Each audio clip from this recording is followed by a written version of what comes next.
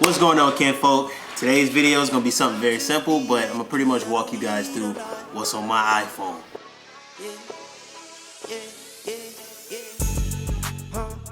I even forgot what day this is. I think this is what? Oh yeah, this is Vlogmas day 7. For today's video, I'm gonna pretty much walk you guys through what's on my iPhone and the apps that I use the most, and some of them that could even be beneficial to y'all. Now, first and foremost, excuse my voice, excuse everything, because I am still sick. I really want to get up and get this video for y'all because I didn't really feel like dropping another YouTube short. I wanted to give y'all something a little, you know what I'm saying? I'm trying to stay consistent with the long form videos and whatnot, even if they're not long in minutes. I try to do what I can right now while I'm sick, but we ain't gonna waste all the time rambling. I'm pretty much get right into it, and we're gonna start this video straight off the bat. We're gonna go straight with the lock screen. People are probably gonna look and be like, you got your selfish or lock screen, blah, blah, blah. And that's not really what this is about. This is my lock screen because this was the first picture that I had took. And mind you, this was taken by me. This is all me. The orange light, all of that stuff is me. So I felt very proud of myself that I was able to pull off a photo like this. Also on a new lens that I had just learned I'm learning now how to use. So I was very proud of myself. Next, we're gonna jump straight into social media. So of course, you know, I use Instagram, Twitter. TikTok is probably my #1 most used app, especially when it comes to waking up in the morning. I'm just on TikTok, just going and going. So that's probably my most used social media app, period. Now, the one I post on the most, obviously, is Instagram. I don't really tweet that much, but I do here and there. It's kind of like the app I use like here and there. I'm only really just for like the news of it, you know what I mean? The next social media app that I use, like here and there, mostly at night, is Twitch. So I love watching people play the game. I don't know, it's just, I'm a gamer myself, so I like to watch other people play. Ooh, excuse me. Maybe you do, maybe you don't, but that's just kind of like what I kind of like to dabble in here and there. It's like a hobby of mine. Next up, we got ESPN. Now, I am a huge sports person, especially when it comes to college football, basketball, things of that nature. NFL is kind of like so-so, but basketball is probably my most watched sport. Like, I watch it constantly. I'm constantly checking the scores. I'm constantly trying to go watch the game. Constantly just in tune with what's going on in the basketball world. And college football, of course. Now we're gonna move over to a couple apps that y'all probably should have, especially if you wanna be a content creator. #1 is this app called Filmic Pro. This app pretty much takes your iPhone camera or your phone camera and it gives you full control of it, you know what I mean, in terms of all of the settings that you would have on a DSLR. So I encourage everybody to go look into that app. The next app is Fiverr. Not all of us know everything, right? So if you ever need something done, whether it be big or small, whether you need his graphic design done or intro done, anything of that sort, and you can't do it yourself, and you honestly really just don't want to learn, which that's okay, even though I encourage you to learn, but if you really don't want to learn, that's okay. You can hop on Fiverr. The most I've ever paid on Fiverr is about $20, but it starts at $5, literally just about anything you could think of. So I encourage, like I said, content creators, if you need some artwork done or you need something done, there it is, hop on Fiverr. Next up, shout out to my boy Adam, is Task Muncher. Now I use this app very, very often, especially when it comes to being able to stay on track with things that I gotta do. As you can see, you can go in, you can put different tasks that you have to complete, but you can also mark these tasks as complete. Very easy to use, very simple. Encourage everybody to go out there and download it if you're really just trying to stay on task, especially we all trying to finish the year strong. Next up is Lightroom. So of course you guys know, over like recently in the past year or so, I've kind of taken like a little dabble in Lightroom. Now I use my phone to edit all of my pictures. Now I'm not super experienced, I'm not the top-notch big dog of it, but I do know a little ways around Lightroom on the mobile app of Lightroom, and I pretty much use it to edit all of my pictures. So you know, if you fuck with my photography or you fuck with the pictures that I take and the pictures that I post, all of them are edited on Lightroom. That's another app I think everybody should have, to be honest. Next up is my Canon app. Now it's actually funny because I'm using the Canon app right now to make sure everything stays on track. I can see myself, see the lighting, move the lighting without having to constantly get up and check the camera itself. Another dope part about the Canon app, if you do use Canon cameras, is that if you do take pictures, you can actually, you know what I'm saying, send them directly from the camera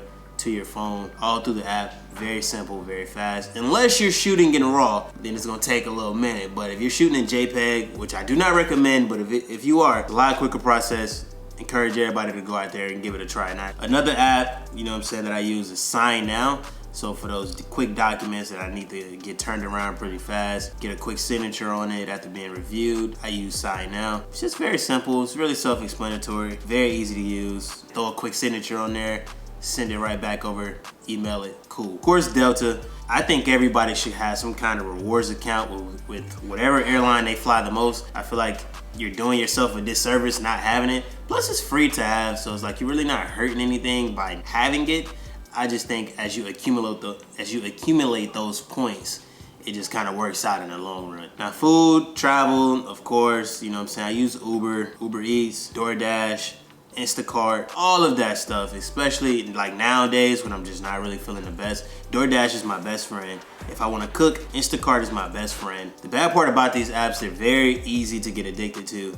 Once you start to realize that you ain't even got to step foot out your door in order to go get stuff, that's when shit become a problem. So I advise everybody to minimize how much you use the apps. Now for shopping, I do a lot of shopping on my phone. I rarely do it on the computer. So of course that goes with Nike, ASOS, Zara. I got so many shopping apps, and truthfully I don't really shop that often, but when I do, like I said, I do it from my phone. I got plenty of things to choose from, which my favorite being ASOS. I feel like they got a good balance between quality, price, and just overall look to where you don't gotta break the bank to kind of achieve certain looks, you know what I mean? So now another app that I think everybody should kind of look into is called Google Photos, right? Now let's say you see a celebrity or somebody somewhere with a certain piece on or a certain outfit or whatever, and you're like, damn, where you get that from? Or damn, where'd she get that from? There's a setting in Google Photos that allows you to search the item that you are looking at. Now, it's not always accurate. I'm not gonna sit here and just pretend like you're always gonna find exactly what the person have on, but they even show like pieces related to it. And last but not least, now,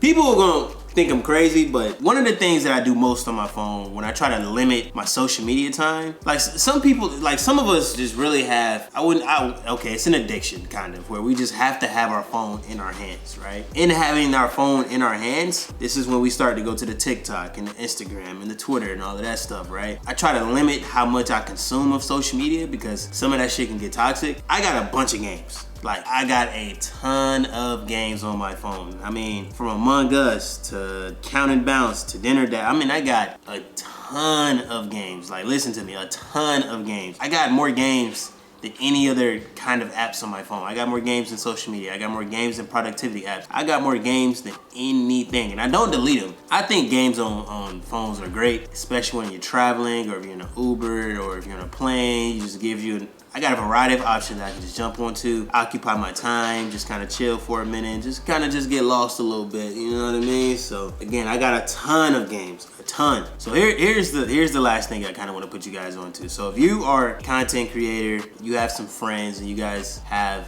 a little bit of money, I guess you can say, you guys need a space to film in, I encourage you to use the app Peerspace, which gives you a variety of spaces to use for a multitude of reasons, from podcasting to video shoots to photography to all kind of spaces. And they're I'm not gonna sit here and say they're expensive. A lot of them are relatively cheap. Like, they can start from like $50 an hour. You know what I'm saying? That's 2 hours, it's $100. You got 4 people, 5 people, y'all all throw in. It's like, boom, y'all all got a space to get content in. For 2 hours, y'all go in there about business, y'all knock it out, y'all get up out of there. You know what I'm saying? So Peerspace is something I think everybody, every content creator should have. Even if you don't really use it, you probably should have it, because you just never know when that opportunity would arise. If somebody hits you and be like, hey, I wanna do a podcast. Let's say you're a podcast and you only do it solo, you do it at your house. You don't want people at your crib. Somebody hit you up and be like, yo, I want to be on the pod. You got a space right here. Boom, you hop on Peerspace, you find a little podcast space out in the city, you book it for tomorrow, the day after, whatever, film for an hour, 2 hours, whatever, you get up out of there. And a lot of those spaces, they come with people who help you, so just keep that in mind, man. So that's pretty much like, you know what I'm saying, a quick little rundown of everything I got on my phone, from, like I said, social media to and all kind of things. Again, I hope you guys took something from this video that you guys can use. Yeah, guys, man, like I said, I'm sick, but I feel like I can get up here and just kind of muster through and make this happen. Funny part about this video, all of the overhead clips that you guys are seeing, I'm actually about to go film that right now. So I film this portion first, and then I go back and film all of it second. But we'll catch you guys in the next day, which will be day 8. Hopefully I feel better in the morning. If not, we still gonna try to make it happen, man. But again, I love you guys and appreciate every single person who keeps tuning in. And yeah, man, we'll catch you guys in the next vlog.